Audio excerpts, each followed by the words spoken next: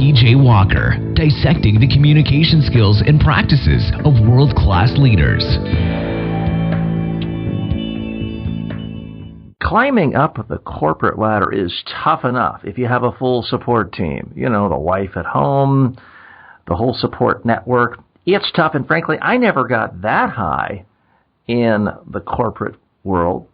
Our guest today has done it, but she's done it as a woman. Her new book out is called Up the Ladder in a Skirt. Maggie Georgopoulos not only was vastly successful in major corporations, but she did it in male-dominated corporations, specifically the engineering and construction world.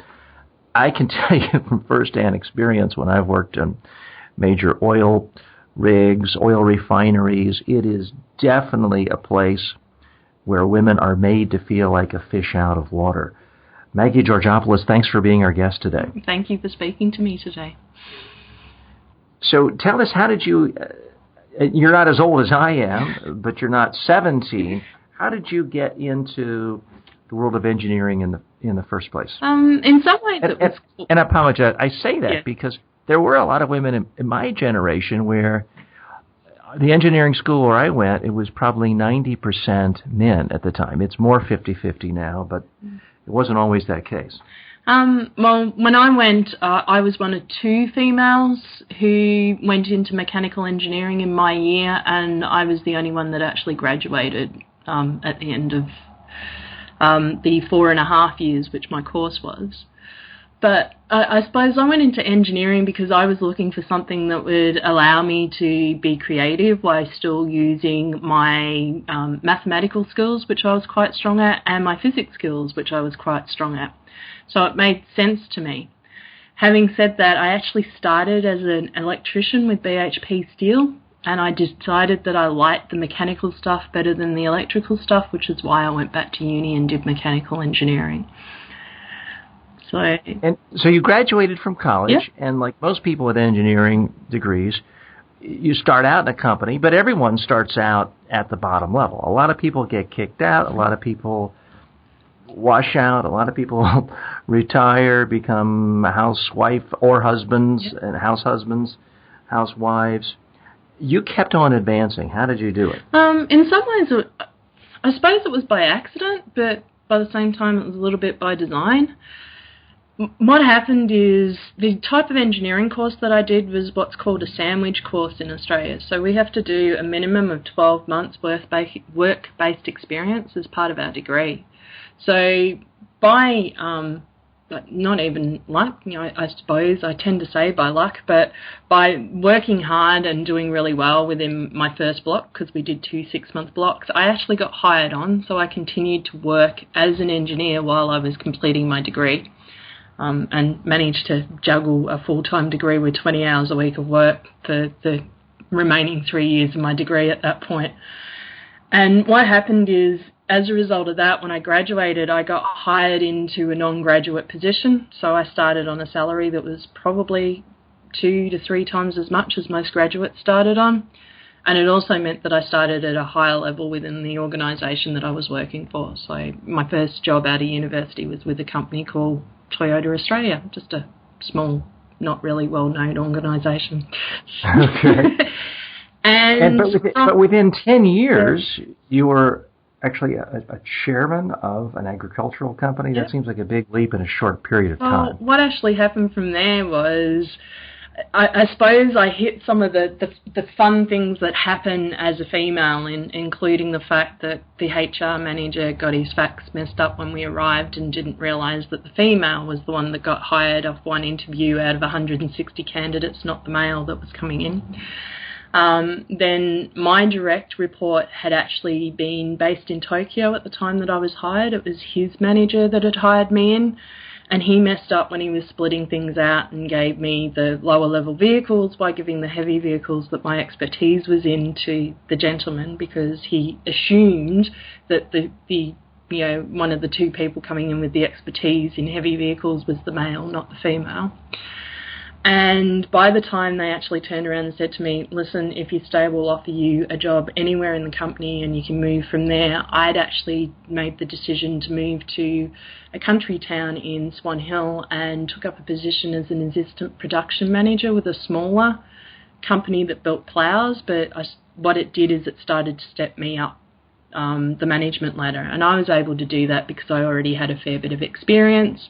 And going to a rural town from a big city like Melbourne, they liked the fact that I'd not just worked for Toyota, but had spent the years that I was getting my degree working for supplier organisations.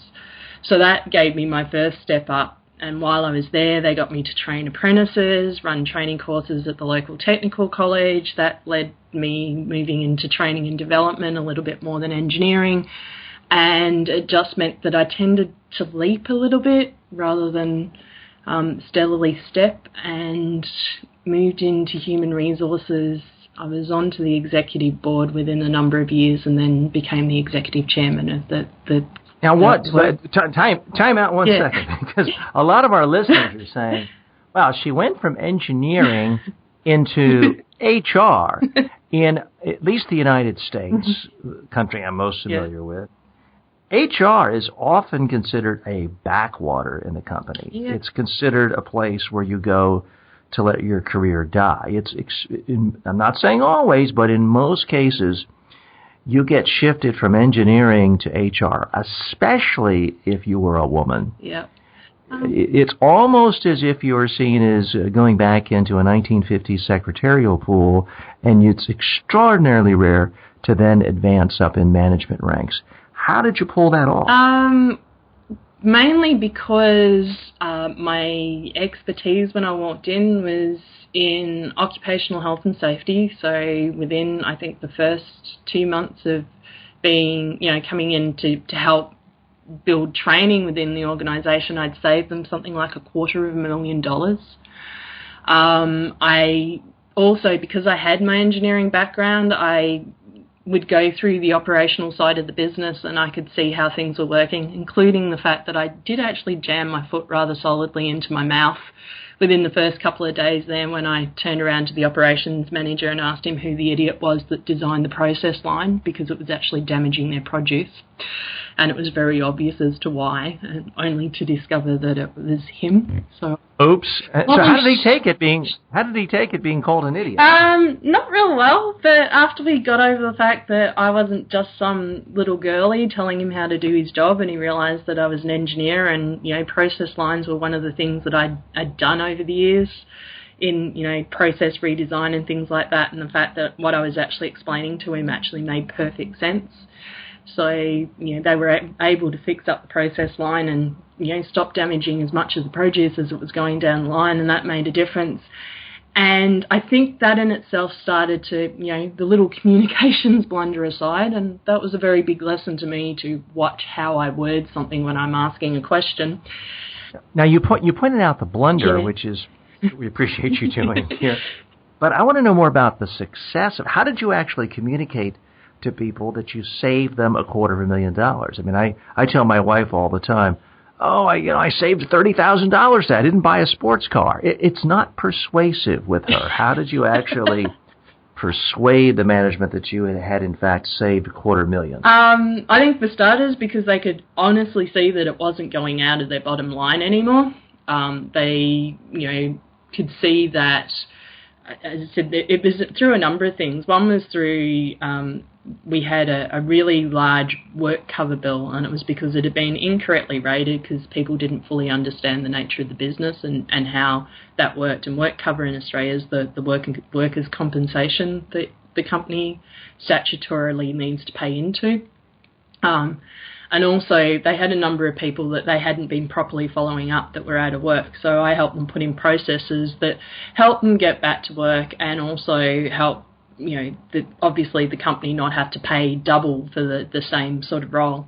So it helped to up, morale, I suppose, for want of a better thing. And what I could actually do is I could actually show them the figures in black and white on a financial report that said, well, before we implemented the following processes, this is what we were paying, this is what it was costing us in staff that we weren't properly looking after, this is what it was costing us in damaged produce, this is, so the various lists and the things that we're doing, and here's what we actually saved. So I could actually put it into black and white for them so that they could really see what happened. And that made a huge difference, obviously, and it made a huge difference to the role that I was continuing to undertake within the organisation as well. We're speaking to Maggie Georgopoulos. She's the author of Up the Ladder in a Skirt, Solidifying Your Leadership One Bold Step at a Time, available at Amazon and other finer bookstores. You can find out more about her and the book at uptheladderinaskirt.com. You can also send her a tweet to ask her questions or to tell her you appreciate her being on this show. She's on Twitter at MagsInspires. That's at MagsInspires. We'll include that in the show notes as well. By the way, if you're on Twitter, feel free to send me a tweet at TJ Walker. Give us feedback on the show, suggestions for guests, and questions, comments you have on anything communications related. Now, Maggie, I'm intrigued by the shift you made from pure engineering into the training part of your business, which I think of, and most of our listeners think of, as a heavy communications focus, because so many engineers take it almost as a badge of pride, of honor, to not be a good communicator.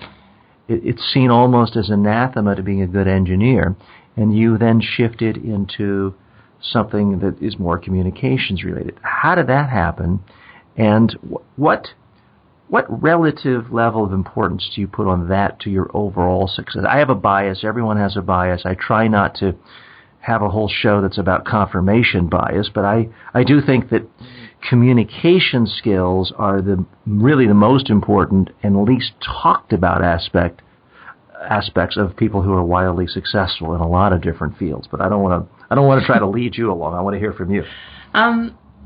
In all honesty, with regards to stepping into training, once again, and it's a bit shocking in some ways. It was a bit of an accident. When I decided to move to the rural town and look at looking at a smaller company and the process management side of things, I got invited by the local technical college to come in and run some courses for them because they didn't have anyone within the town that had the technical expertise that I did as an engineer, which kind of surprised me because, as you said, engineers generally have a reputation of not being that great at communicating. And so I started running the local CAT courses in the evenings, and from that they asked me to actually then train their engineering apprentices, so people that were learning trades like welding, manufacturing, construction, those sort of things, did apprentices through the technical college, and I was asked to run training with them on site to help them actually get around the more academic side of the things that they had to do in order to get the piece of paper to say that they were able to do what we already knew they were able to do. And I guess that kind of came about because I'm not very good at keeping quiet, and wasn't necessarily the best communicator. As I said, I had a habit of jamming my foot in my mouth occasionally because I'd speak and then think. Over the years, through experience with having to deal with several people and obviously climbing up the leadership ladder, I've managed to refine that, and I'm not quite as bad as I used to be, but just a little bit of that Aussie bluntness does still come out every now and then.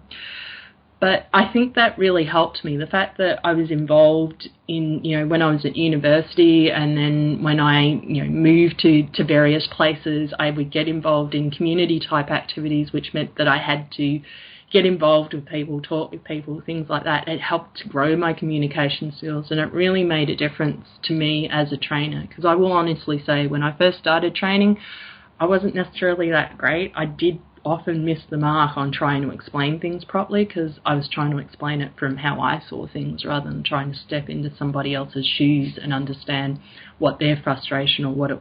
Join the club. I think I was guilty of that too. So, yeah, but, as I did more of it, I enjoyed it, and I really liked, or liked's the wrong word, I loved the feeling of working with people and helping them actually, learn something and the sense of achievement they get out of that. And I think it was almost, to me, it became like another way of working with machinery. So, okay, I didn't get to design the actual thing that I was working with anymore. Now I got to work with a finished product and effectively help to refine it, so to speak.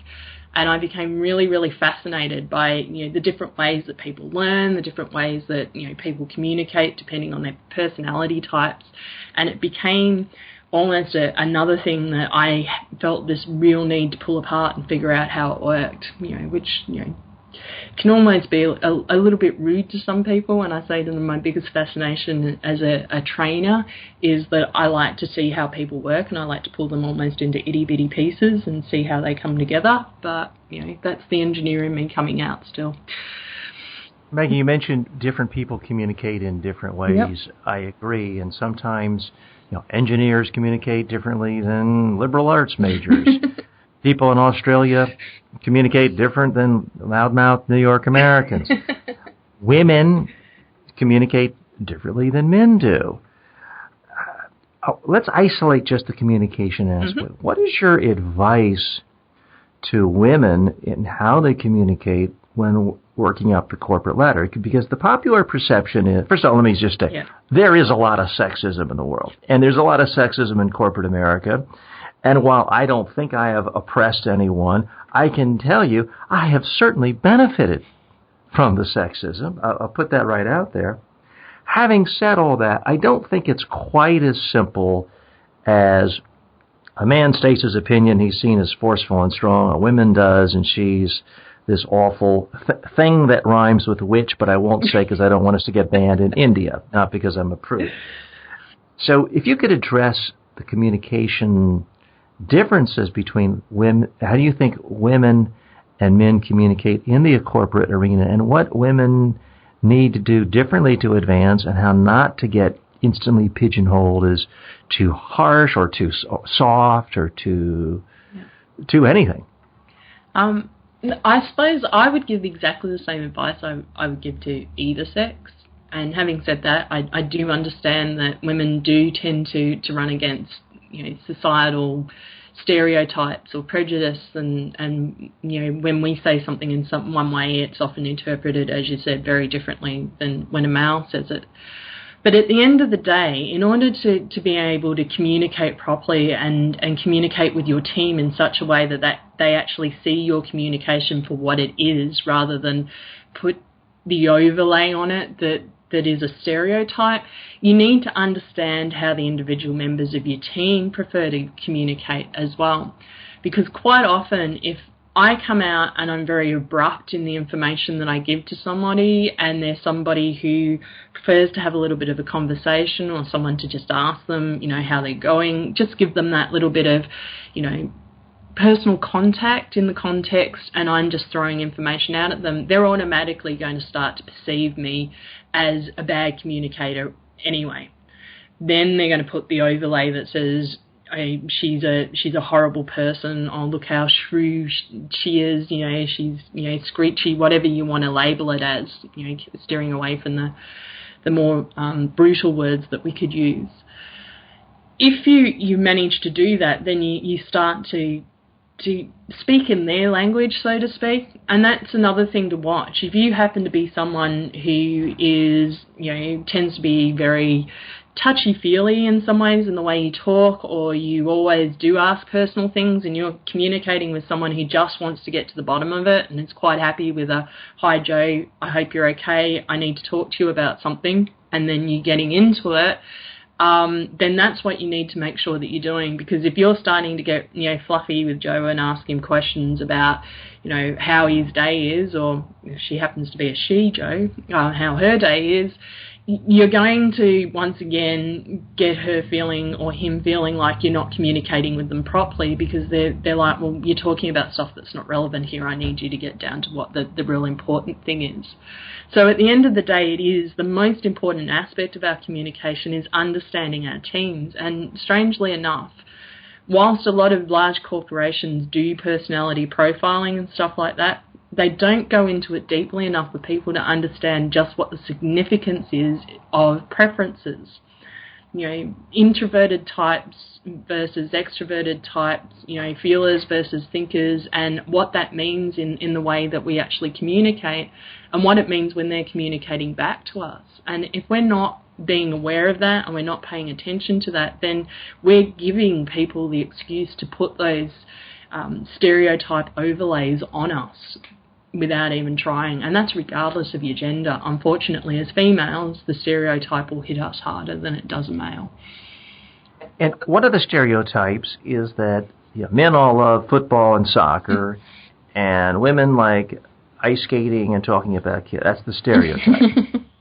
What is your advice to women, especially those who do work in male-dominated industries, engineering, hard construction, when it comes to small talk? Because I can tell you, I hate football and soccer. You couldn't pay me enough money to go to the World Cup soccer. Now, your colleagues in Australia will hate me and hit delete on this show, but same with American football. So I'm not good at that. But if I'm with a bunch of big, burly engineers at an oil refinery, if I can't talk to them about football, I can all of a sudden say, well, last year when I was a judge at this European beauty pageant contest, and boy, their eyes light up. And I'm not suggesting that's necessarily a good thing, but there are certain things that are going to be easy for me, even though I don't like football, to make small talk. What is your advice to women when they are in these social situations, or the few minutes before a meeting starts, when everyone is having small talk? How do they deal with that? My number one piece of advice is be yourself. Never try to pretend you're into something, like something, or do something that you don't do. You'll get caught out, and then it'll be 100 times worse than it was to start with.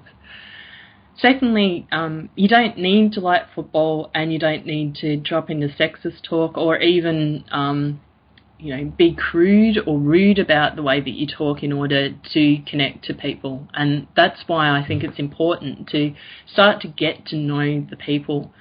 I know a little bit of what it can be like working in the oil industry.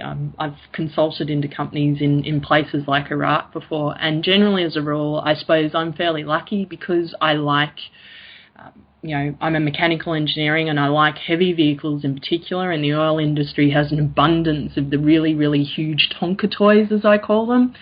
I can generally strike a decent conversation up with most of the blokes because they're happy to talk about the vehicles that they play with on a daily basis, for want of a better description. So that'll usually open a door. Another thing that generally works, particularly from a female perspective with a group of guys in some of these industries, is nearly all of them have families, or at least a lot of them do, and they are always happy to start a conversation about that. And that'll usually give you an opening into getting to know a little bit more about them, being able to understand them a little bit more. Even if you're striking up a conversation that talks about what their ambitions are or where they're looking to go, they're safe topic areas. They start to help you to get to know the person. You also get to know whether or not they're really interested in having small talk around personal stuff or would like to stick to things that aren't personal. So once again, it's about listening and really listening to what the person you're talking to is saying. Getting to know what it is that helps, them or they're interested in what they communicate. And it's not about needing to be really keen on football. I mean, to be brutally honest, I know a hell of a lot of women that are into it and a lot of guys that aren't. And personally, I'm not into football, so fortunately I don't have to. You haven't missed a thing. Yeah, I know. My partner, however, is, so he talks about it and he generally gets, that's where I'm really bad and I don't listen. It's sort of like, yes, hun, that's really nice, hun. I don't advise you do that with a work colleague. I do advise you be a little bit more honest about the fact that it's not really something you're into. I do think you're on safe ground talking about kids. If somebody asks to see a picture of my daughter and then says, oh, how beautiful, I now think that person's a genius and a good moral character. So we are all susceptible to Yep. the ingratiating effects of some aspects of small talk. Mm-hmm. So how do you help individuals and companies now? Because every company says, we're for equal opportunity and we don't want to lose 50% of all of our resources, our people, and we want this to be completely equal opportunity. And then I'll do this sometimes with companies if they face media issues when I'm training them. I'll say, okay, how many of the top 10 people in your corporation, in terms of pay, are women? And all of a sudden, it's a lot of looking down to the ground and humming and hawing. And well, we had this one woman 5 years ago who, that's not going to really work. How do you help companies and individuals? Well, the key behind my company and what I do is it's all about retaining female talent. And the idea behind that is I'm not looking to walk in and tell companies that they need to have a 50-50 split in things. What I'm looking to do is work with companies to help them appreciate and understand that not just for women in the future, but for men, we need to create more flexible and more sustainable workplaces. Because quite often what's happening is women are leaving corporations and setting up their own enterprises because they believe it's the only thing they can do in order to create the lifestyle and the income they need in order to support their families. Whether that's just, within a straight-up partnership with no children or whether or not they do have children. Regardless of that, quite often they feel that's the only option they have available because we have this very competitive, still, unfortunately, badly trained way of determining whether or not someone's committed to an organisation in looking at long hours and being at your desk from X time to Y time and putting in that 90-hour week type thing and look at me, I'm tough, I can do this and I can come home and chuck the kids over my shoulder and be really great. And it doesn't work. It doesn't work for anyone anymore. I mean, men don't want to come home and not know their kids just as much as women don't. Yet we still seem to be missing this because we have this almost corporate culture that has been ingrained about the fact that the best productivity comes from, us being in the workplace and doing the work every day rather than that flexibility. So my aim as a business and what I try to do when I go in there is get businesses or corporates to have a look more at the way their people work, what works best for them, how they become more productive, how they can potentially flex the workplace in order to get the best level of productivity out of their staff. And as I said, I've got in particular a focus on women because we are still bleeding female talent from companies and they're going out and they're successfully setting up these small enterprises in order to do things which I think is fantastic and wonderful, and I don't discourage it, but I would like those women who would rather stay within the corporate structure to have the ability to do so. So that's I think a lot of people, Maggie, a lot of people hear what you're saying, say, couldn't agree with you more, and a lot of business owners say that. But then they'll say, I agree with her 100%, but my industry is different. Let's look, for example, at the legal industry here in the United States. The whole compensation structure is based around billable hours. So even if you're wildly unproductive, even if you're half asleep, you can make a law firm a ton of money by billing hours. So you look at the top law schools these days, and for the most part, they are 50-50 male-female. In some cases, more females are graduating from the elite schools than men. But you go down the street in New York City, the top Wall Street law firms, and you look at the partner level, and a lot of times it's 70, 80, more than 90% men. And I happen to have friends who work there, and it is a different situation. All of the men are married. They make so much money, and they have nannies at home. Their wives don't work, generally. Yeah. They have a whole support network. Every vacation is completely planned. Fun things on every weekend, trip all planned out for them. The women who get to the partner level at the law firms, for the most part, unmarried, and I'm not saying everybody has to be married, but really do not have the same kind of support network. If you're running a big law firm, how do you change that structure? Because if you're not billing hours, you're not making money for the firm anymore. It's interesting that people still believe that in order to bill hours, you need to be in the office. I've known a lot of very successful women who've actually stepped out and set up their own law companies over here in the United Kingdom, and I know the system's a little bit different in both countries and in Australia as well, and they're successfully running businesses, running the same level of client contact and approach, yet they're doing it from a home base, which allows them to flex around what they need to do with their families. And quite often, I think that's part of the problem. We've got this entrenched system in legal firms, and don't even get me started on oil and gas, that seems to say that in order for you to be successful at the partner level, you need to be able to be in the office or chatting with a client between these hours every day of the week. If you can't chuck out a 10 or 12-hour day, then you're just not going to be able to do what we need you to do.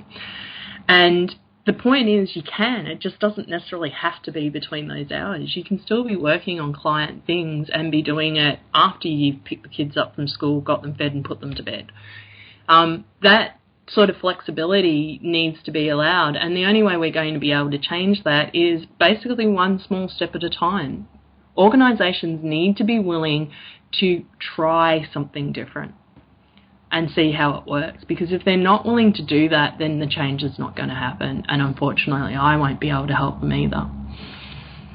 We're being helped today by Maggie Georgopoulos. She's the author of Up the Ladder in a Skirt. The book is now available at Amazon and finer bookstores around the globe.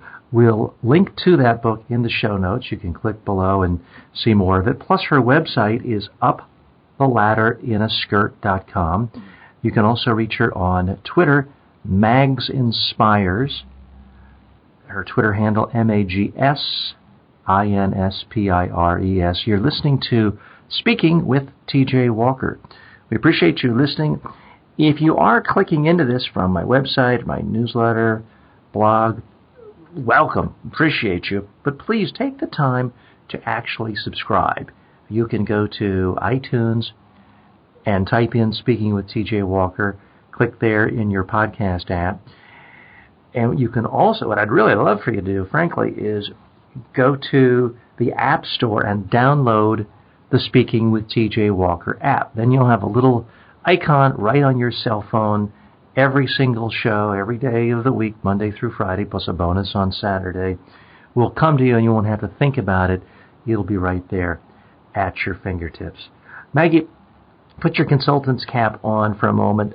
Imagine that and this is for Hartford people to imagine I'm a 25-year-old woman. I've just graduated from an elite business school. I've just gotten my first job at a major Wall Street firm. I'm in the training program. It's a heavily male environment. It is an environment, it is macho about, I got to the office at 6 o'clock, you were there at 6:15 a.m., so you were lazy and sleeping in. What is your advice to me as a woman if I tell you, look, I want to go as high as I can. I want to be the CEO of a major Wall Street bank. What's your advice to me? My advice is, obviously, first of all, go for it. Then you need to set up your work life in a way that works for you to help you do that. You need to look at what it is you want out of your life. If you want a family, then you need to be able to program that into your climb and what it may affect. I also advise that they watch Pursuit of Happiness with Will Smith, because he managed to, in that movie, which is apparently based on a true story, look after a young child as a single father with no income and get himself into a brokerage firm. And he did that not working the same length of hours as the younger people. So there is actually a male example of not working those long hours and running that macho type thing that says that just because you're not in there from 6 o'clock in the morning to 10 o'clock at night doesn't mean that you're not actually doing the work that's needed. And I think it's really important that you try to step outside of that, showmanship, so to speak, or that, whole cycle of aren't I wonderful and great because I've spent, 14 hours in the workplace, of which, if I'm brutally honest, 8 of them have been totally unproductive. But that shows how committed I am to coming into actually using your actual outcome of the work that you actually do. My advice is always focus on your job. Get the job done that you need to do. Highlight what you get done in the time that you're in there, not what time you're in there. And that advice goes for anyone, but in particular a woman who wants to basically get herself out there. Make sure you're making the right connections and you're speaking to the right people. Get yourself a mentor, get yourself a coach, because the only way that you're actually going to work your way through is not by trying to join the macho club and tell them what they're doing, is by taking your own path, working through with people who have expertise and understand what they're doing, and getting yourself there in the best way possible whilst achieving the best that you can in those roles, because that is ultimately what the organisations are looking for. What's your advice to someone who says, look, I want to be successful, I want to have a meaningful impact, I want to make a lot of money, I'm not quite sure what the best vehicle is, whether it is with a large publicly traded company or not? Because you look at the last decade, the best-selling book is not how to become chairman of GE. The best-selling business book has been The 4-Hour Work Week. We live in a culture where more and more people are bragging about how little they work, how they've got their laptop at the beach. And do you even advise women to try to compete in the heavily macho culture places that are all about 18-hour work days? Or is that stupid? Are you better off just starting your own businesses, being entrepreneurial, and focusing on productivity from day one? I always advise people to know themselves first. And the reason why I advise that is a good example, and this is why sometimes I feel it's a little bit hard, because here I am all these years after effectively retiring, setting up my own business and running it, and telling people that they can work in a corporate world rather than stepping out and being entrepreneurs.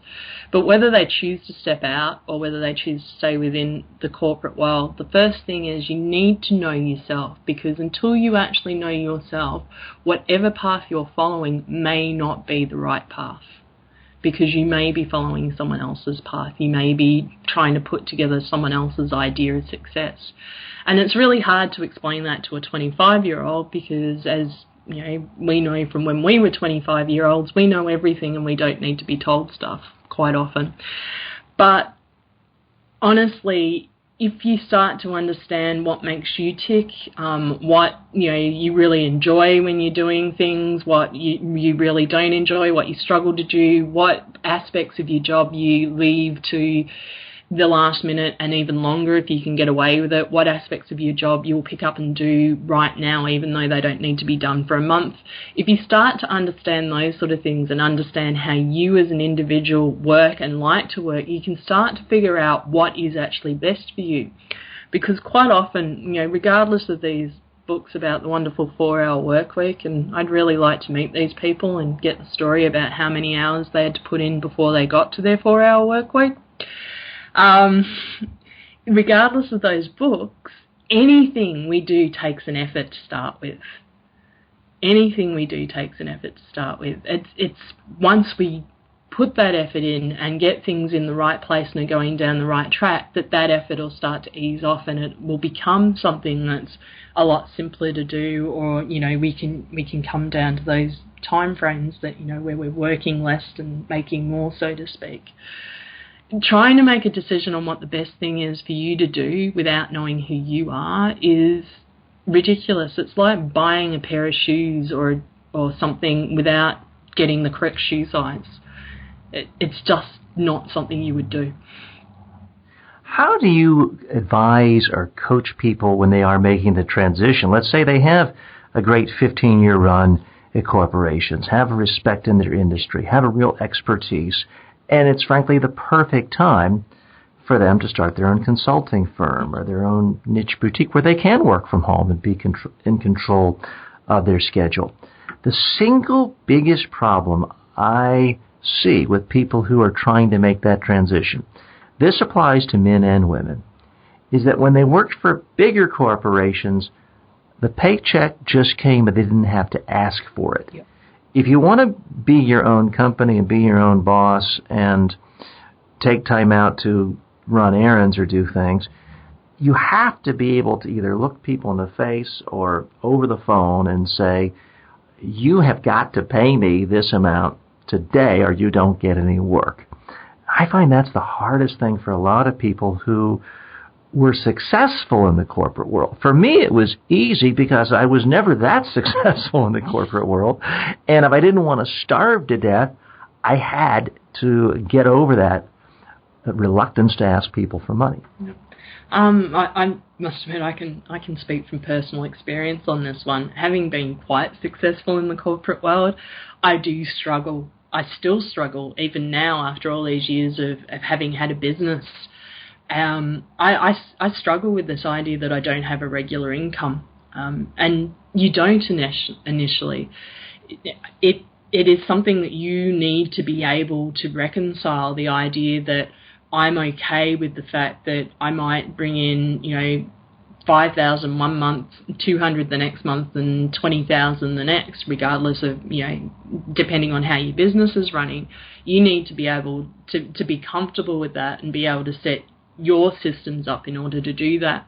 Which is why when I'm talking to people about the idea of stepping out and setting up their own businesses, I do discuss things like that. How prepared are you to potentially have no income for a period of time? Because some people are fortunate enough and they step straight out with these lovely contracts in place because they've literally stepped out with them from whatever business they were walking into.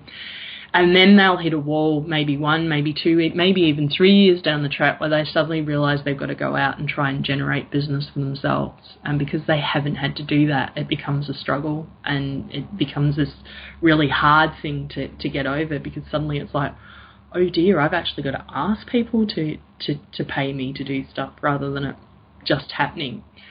And then I have found that there's almost an inverse proportionality to how successful someone is in the corporate world when they switch over to the entrepreneurial world, because they just, I see that every day where news anchors who make millions of dollars a year, vastly more successful than I ever was as news anchors, news hosts, they retire, they quit, they lose their contract, and they say, I'm quitting my job to start my own media training firm. Yep. And they do one training the first year. They never do another. I never have to compete with them because they never learned how to ask for money. That was the job of sort of the dirty, unkempt ad sales guys on the other end of the hall that they didn't have to associate with. Yeah. And this is why my argument always is that whilst I have no issues over people stepping into their own business, I'd be a hypocrite if I said that, for starters, but I don't.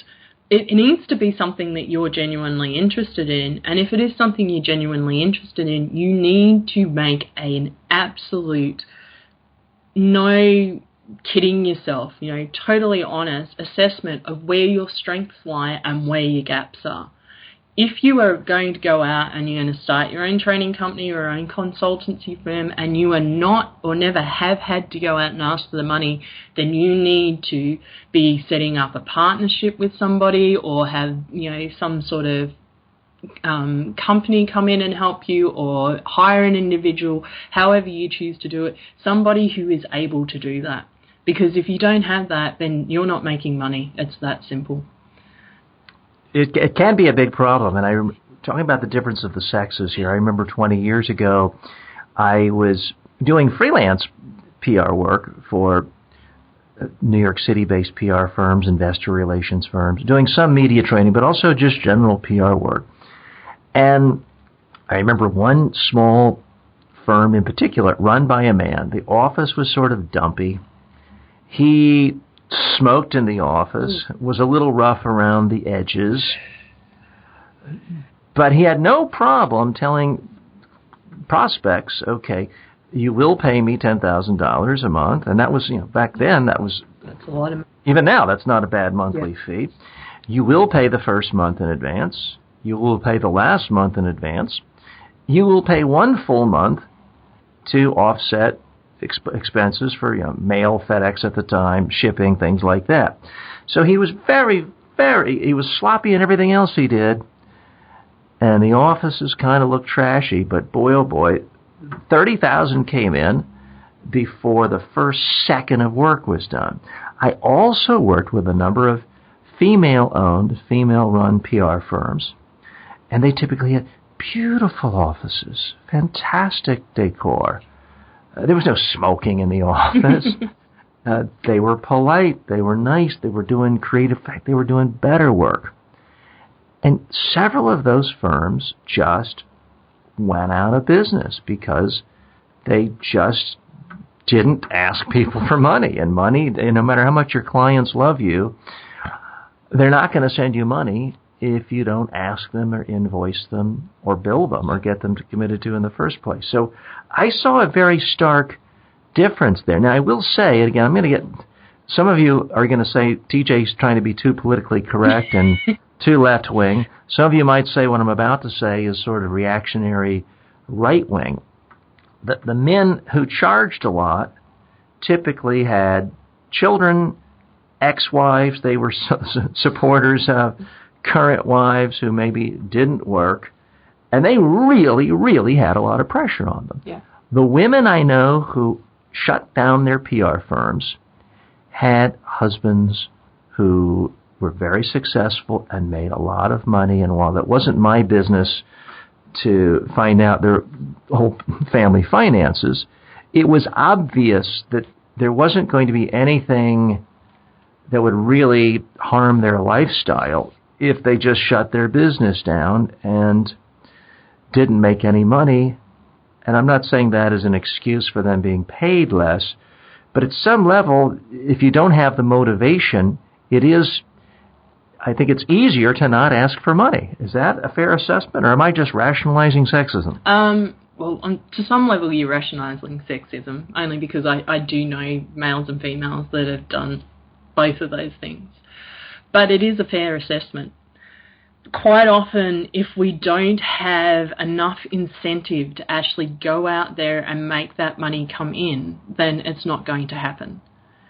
And if you look at all of the success stories out there, whether they're big organisations, people with their small companies that are running along at that lower level that suits them fine, every single one of them is successful because the person behind it has had the motivation to bring the money in that keeps the business running. You need that why. You need that, for want of a better description, your sense of obligation or sense of responsibility to someone other than yourself. Because quite often, if my responsibility within my business is just to myself, I tend to not push as hard. Whereas if I have a responsibility to my partner, because I don't like the idea that he might have to support me if I don't make this work, or I have a responsibility to a family, or I even have a responsibility that I've set in place that may be my major wife for running my business to helping out community organisations, then I am going to work harder in order to bring that income in so that I meet that obligation. Whereas if I don't have that, if it's something that, I'll give this a go, and if it doesn't quite work, then I've always got A, money in the bank, B, partner who has a job with a regular income, mum or dad to pick it up for me, whatever your reasoning is, regardless of your gender, if that's what's sitting behind you, if you don't have any real incentive to go out there and bring that money in, then you're not going to do it. Some people will, just because they're those sort of people. Their incentive is purely and simply to prove that they can do it, but at the end of the day, they have an incentive.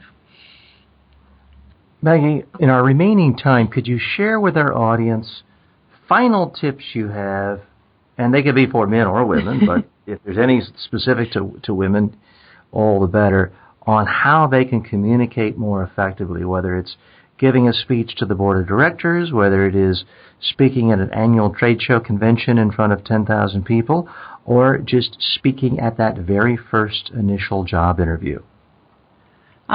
the first tip I would give is be prepared. And it makes so much sense, and it seems so basic, and it seems so obvious, yet so many of us will roll up to a job interview or to give a presentation and think that we don't need to prepare for it because we know stuff. And that's often a big mistake, because if we don't do the basic research and make sure we know about the company that we're interviewing for, or what's going on in the interview process, if we don't actually make sure we know the people that we're presenting to and what they're specifically looking for, we're not necessarily going to communicate the right information across to them, which could end up being a major disaster for ourselves. They're the days when you walk out of the company with people going, well, you didn't bother to find out what this organisation was all about, so why should I give you a job? Or nothing's worse than a job applicant saying, so what do you do here? Yeah. Telling me about your company. I mean, and it's a basic thing to do. I mean, even for this conversation with you, before I even sent the initial email, I checked out your YouTube channel, looked at your website, had a look at what you actually did. And, that was because I wanted to make sure that I was, sending something off to somebody that I felt I had a connection with, and also I was, connecting with the right person, so to speak. Well, you're not the one who wrote that comment on YouTube channel saying I'm beady-eyed, bald, and fat, are you? No, I don't see that. So you're safe. I do get comments like that, as anyone does. Yeah, and that's one of those unfortunate aspects of putting yourself in the public sphere. And, that goes with, if you're going out to give speeches and stuff, if you're invited to give a keynote speech or run a training session for an organisation, you can't walk in there not having done some research on the organisation. You need to know who your audience is, you need to know what they're potentially looking for, and you need to know a way that you can connect with your audience. And you can't do that without preparing. So as obvious and simple as it seems to be the number one mistake we make, regardless of whether it's a job interview, a speech we're giving, a board presentation, or a training course. That seems to be the number one mistake people make. Now, I wasn't going to go there, but I accidentally stumbled in it with the YouTube comment. You mentioned putting yourself out there. Yeah. I'm of the school of thought that most people are horrible speakers and boring in the corporate world, men and women. So if you're a man or a woman, it's actually pretty easy to be seen as great if you just do a few things well. But having said that, there are some differences when it comes to putting yourself out there in more public arenas, on TV, YouTube. I mean, not as much now with the content that I do, but I used to do political commentary. Mm-hmm. And this is a highly politicized, polarized world in the United States. So quite often, any opinion I said, if it offended somebody in another camp, they wouldn't just say you're wrong because of this fact, this fact, this fact. I would literally get death threats. Yep. Death threats and nasty comments about, what they perceived as nasty comments about sexuality, looks, my hair, and just nasty bile. And as nasty as was for me, I know for a fact that any woman who's in at least the political commentary vein, it's 1,000 times worse. The viciousness, the physical threats they receive just for stating an opinion. Yep. And that's a double standard, but is that also a reason why some women don't want higher positions of leadership? Because the attacks are just so much nastier. It could be. It really honestly could be. And all you've got to look at is, the way we comment on women in the media. We look at what they're wearing. We check out whether or not their shoes match the dress they're wearing. Another example is if I was to walk on stage in a pair of slacks and a shirt with the brand up the ladder in a skirt, the number of comments that would come out about what I'm wearing would totally override anything I ever said. So suddenly, because I have a brand, if I don't match that brand, I'm open for flack just because I make a clothing choice one day that doesn't involve a dress or a skirt. Having said that. You'll like this or hate this, but share this anecdote with your clients who question sexism. Yeah. Certainly, I have clients who are criticized for what they wear, their hairstyle, and politics. Hillary Clinton can't face a 2-mile-an-hour wind without there being 10 comments about her hair. I once, as an experiment, wore essentially the same jacket, tie, and shirt every day for a year on YouTube, and to see if anyone would notice, because I have it right in my own home-based studio, and I can keep my shorts or swimsuit on and no one knows.